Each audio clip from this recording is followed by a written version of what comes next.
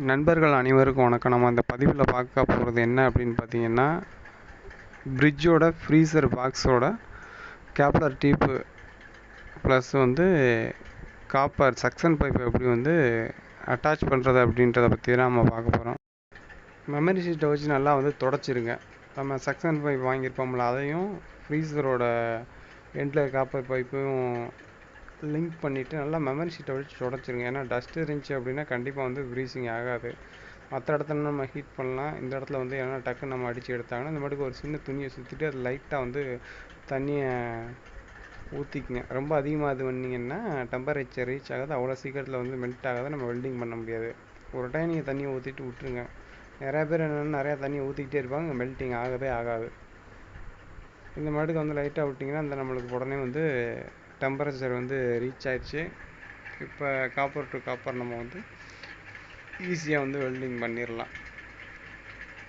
தண்ணி ஒரு டைம் விட்டிங்கனாலே போதும். ரொம்ப அதிகமாக விட்டிங்கன்னா கண்டிப்பாக அங்கே ஃப்ரீசிங் ஆகாது. இப்போ தான் நம்மளுக்கு பார்த்தீங்கன்னா தெரியுது, 2 பைப்புமே மெல்ட் ஆக ஆரம்பிச்சிருச்சு. இப்போ நம்ம காப்பர் ராடை வச்சு கொடுத்துடலாம். இப்போ நம்மளுக்கு பார்த்தீங்கன்னா ஃபினிஷிங் ஆகி முடிஞ்சு. நிறையா பேர் என்ன அப்படின்னு பார்த்தீங்கன்னா தண்ணியை ஊற்றிக்கிட்டே இருப்பாங்க. அந்த மாட்டுக்கு ஊற்றுனீங்கன்னா உங்களுக்கு டெம்பரேச்சர் ரீச் ஆகாமல் காப்பர் டு காப்பர் ஜாயிண்ட் ஆகாது. இங்கே அலுமினியம் ஒன் சைடு நம்மளுக்கு ஃப்ரீசர் பாக்ஸோட அட்டாச் ஆகிருக்கிறதுனால இந்த ஜாயிண்ட் பார்த்தீங்கன்னா கண்டிப்பாக எடுத்துக்கிறோம்.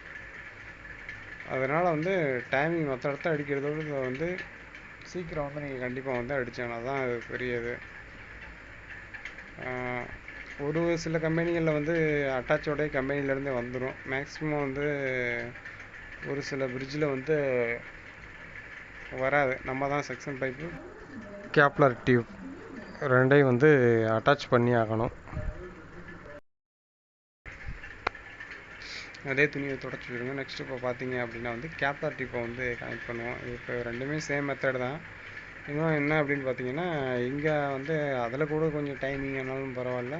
இதில் டைமிங் அதிக நேரம் எடுத்துடக்கூடாது. ஏன் அப்படின்னா நம்ம தண்ணியை ஊற்றிக்கிட்டே இருந்தோம்னா அங்கே ஹீட் பண்ணிக்கிட்டே இருக்கல என்ன ஆகுனா கேப்லர் டியூப் ஒன் சைடு மெல்ட் ஆக ஆரம்பிச்சிடும், டக்குன்னு உருகிடும். உருகிட்டுனா என்ன ஆகுனா அது ஹோல்ஸு மைல்டாக இருக்கிறதுனால கண்டிப்பாக அங்கே அடைச்சிடும். நீங்கள் வெல்டிங் பண்ணி முடிச்சுட்டு ஏற கொடுத்து பார்க்கையில் வராது, டக்குன்னு கொடுப்பீங்க, அங்கே அடைச்சிச்சுன்னா இங்கே ஃப்ரீசர் பாக்ஸ் ஒன் சைடு போகாமல் அப்படியே முறுக்கிக்கிறோம். அதனால் டக்குன்னு டைமிங் அதிக நேரம் எடுத்துக்கிறாமல் இந்த இடத்துல ஃபினிஷ் பண்ண பாருங்கள். டைமிங் இதுக்கு ரொம்ப முக்கியம். மற்ற இடத்துல அடிக்கிற மாட்டுக்கு நம்ம டைம் அதிகமாகிடாமல் டக்குன்னு எடுக்க பார்க்கணும். ஏன்னா காப்பருக்கும் அலுமினியத்துக்கும் டெம்பரேச்சர் உருகுனில்ல வேறு. அலுமினியம் சீக்கிரம் உருகிரும், காப்பர் லேட் ஆகும். அதனால் டைமிங் ரொம்ப லேட் ஆகிடாமல் டக்குன்னு நம்ம ஃபினிஷ் பண்ணணும். ஓவர் ஹீட் ஆகி ஜாயிண்ட் எடுத்துச்சு அப்படின்னா ஒன்று அதுக்கு உண்டான கடையில் கொண்டு கொடுக்கலன்னா வேறு ஃப்ரீசர் பாக்ஸ் தான் நம்ம வாங்கி ஆகணும். செலவு எக்ஸஸ்